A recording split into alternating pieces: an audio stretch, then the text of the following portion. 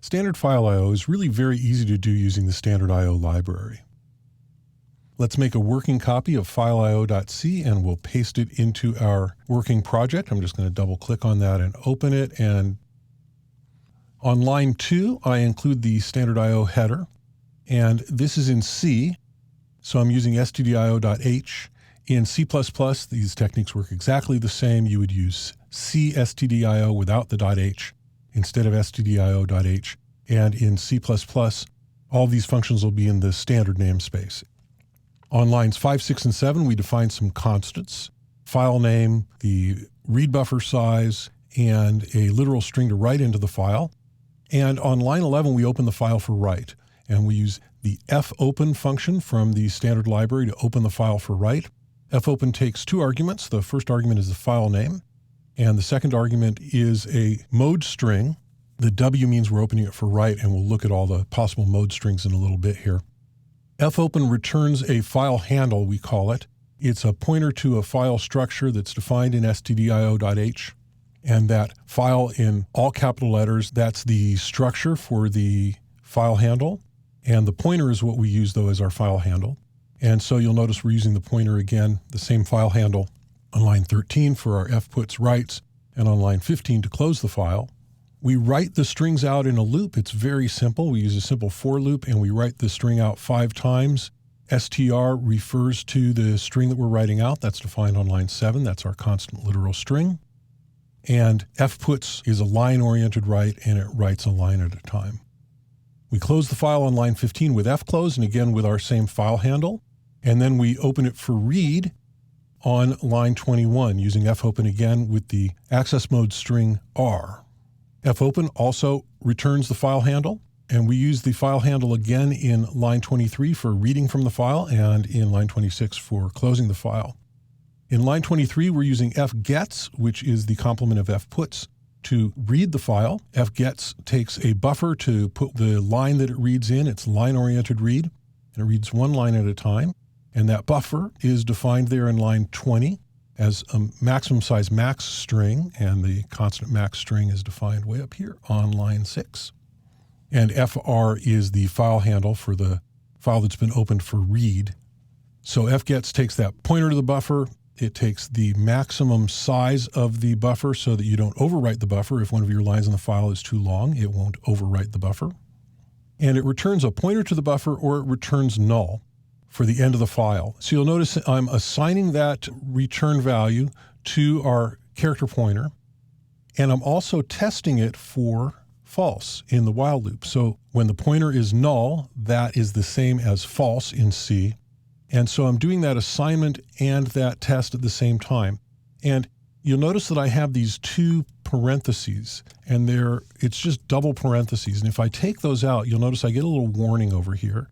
And the warning says possible assignment in condition. And the reason for this, and I just wanted to show it to you, it's not entirely necessary in this example, but it's a really common pattern, and I thought it was worth showing you. The assignment is 1 equals sign, and the equality test is 2 equals signs. And so when you have a circumstance where you need a logical test, as in the while condition, and you have 1 equals sign, the compiler is going to say, did you mean to type 2 equal signs instead of just 1? And that's what that error is. It's not actually incorrect syntax. This will compile and work and run just fine. But it's one of those things that it's a very common error, and the compiler is looking for that error. And so by putting 2 sets of parentheses here, I'm telling the compiler, it's just shorthand to say to the compiler, I really meant to use just the 1 equals sign there, and I'm assigning and I'm testing in the same expression. So in our while loop, we print the buffer. So we're reading line by line and printing them out using printf, and then we close the file and print out done. So let's take a look at this. We'll save and compile and run. And you see here up at the top, writing the file done, reading the file, and there's our strings and done. And if I come over here to our working project and I select that and press the F5 key, it may already show up in yours, but if it doesn't, just select the project and press F5 and it'll reload the directory of the file system there. And there's our test file that we wrote, and we can double click on it and open it in the editor. We've written those lines to the file and we've read them from the file here. So that's how we do plain text I/O in C, and I just want to really quickly show you the same example but using structured I/O.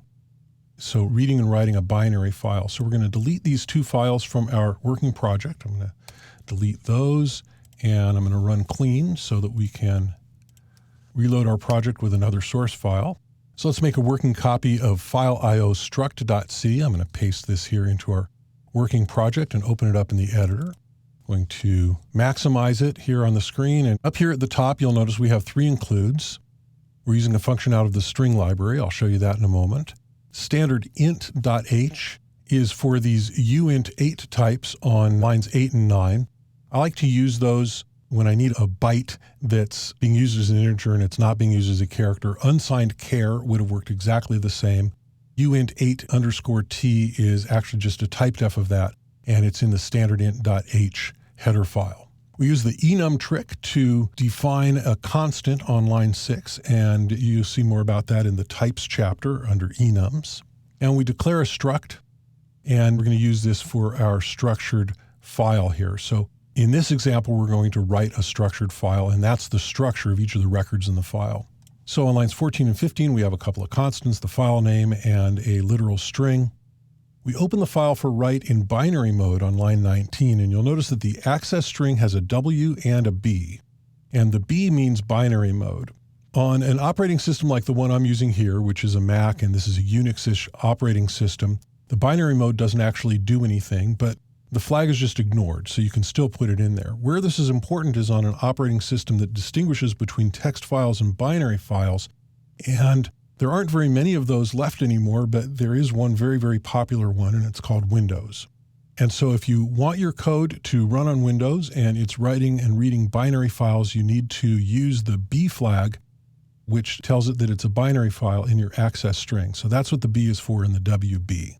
We define a buffer in line 21 of type struct S1, and that's our structure up here on line 7. And inside this for loop, which goes through 5 times, is going to write 5 records. We populate the buffer in each one of those iterations through the loop. So A will get the integer count of the loop, so it'll go 0, 1, 2, 3, 4. And B will get the length of the string, which will always be the same because the string is a constant that's defined up there on line 15. And so we use str_n_copy to copy the string, and str_n_copy is what we're getting out of string.h. So you need string.h to be able to use str_n_copy. Str_n_copy will copy a string up to a maximum size. So if your string is too long for the buffer, you can stop it and not overwrite your string. And that's what the third argument is, slen there. That's our constant that we're using the enum for. So it takes as its argument the destination of the string, which in this case is the buff1.s, the string itself, which is the constant string, and the length of the buffer, slen. That's the maximum length of the buffer. It's not the length of the string, it's the maximum length of the buffer. Then we use fwrite to actually write the record to the file. Fwrite is the binary equivalent of what fputs was for line-oriented writing. Its first argument is the pointer to the buffer. The second argument is the size of the buffer. The third argument is the number of buffers that you're writing. In this case, we're just writing 1. We could have put all 5 of our buffers in an array and then written out the whole array in one write. That might actually be faster. And then the fourth argument is the file handle.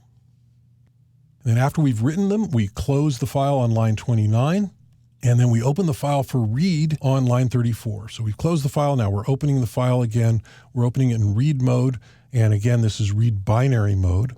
So you see the access string there has the R and the B for binary mode. Then we declare a new struct. This is buff2. It's the same structure, struct S1. And we have a while loop, very much like the one that we used for our line-oriented reading, only this time we're using fread, which is the analogy to fwrite up there on line 26. It takes the same arguments, pointer to your buffer, the size of the buffer, the number of buffers you're reading, and the file handle that's opened for read. And then in the loop, we print out each record using the struct member access operator, buff2.a, buff2.b, buff2.s. Then we close our file on line 41 and print done. And so I'm just going to bring this back down to size. We'll compile and run. And you see here, we write the file successfully. So we have writing the file. And then we print done when we're done writing the file. And then we read the file. And those are our elements from the file, the two unsigned 8-bit integers, 0, 1, 2, 3, 4, and 28, 28, 28, which is the length of the string, and the string. And you'll notice if we come over here to our working project, it didn't reload for me. Sometimes it does, sometimes it doesn't. Most of the time it doesn't. So I select that and press F5 so that Eclipse will reread that directory, and there's our file, test.file. So these are the function signatures for the functions that we've been featuring in this lesson. You have fopen, fgets, fputs, and fread, and fwrite. Fopen opens a file in a number of different modes, and we'll show you a table of those different modes in a moment. Fgets reads a file in a line-oriented mode. It returns a character pointer to the same buffer that you're passing it actually in the first argument. It'll return null when it gets to the end of the file. Fputs writes a string out to the file, and it simply returns a non-negative number for success, and it returns EOF on failure. So it's just a success or failure thing. Fread reads a buffer of a certain size, and that size is specified in the second argument. The number of buffers is specified in the third argument, so you can read more than one buffer at a time. And it returns the number of buffers that it read successfully. And it'll return 0 at the end of the file. And fwrite does the inverse of fread. It writes a buffer, it takes the pointer of the buffer, the size of the buffer, the number of buffers, and the file handle. And it returns also a non-negative number on success, or EOF, on failure. The mode strings for fopen look like this. There are three basic mode strings, R, W, and A. R opens a file for reading, W opens a file for writing, and A opens a file for append. R plus opens a file for read and write, and it positions the pointer at the beginning of the file for reading. W plus opens a file for read and write, but just like opening a file for write, it'll destroy a file if it already exists or create a file if a file doesn't exist. A plus opens a file for read-write, and it positions the pointer at the end for writing, just like if you were going to open the file for append. And the B flag opens a file in binary mode on operating systems that distinguish between text and binary files, like Microsoft Windows, and it's ignored on operating systems that don't make that distinction. So that's the basics of how you do file I/O with text files and binary files using the C standard library. Now let's delete our working files. We want to make sure we delete both of these, and we'll run clean to get set up for the next lesson.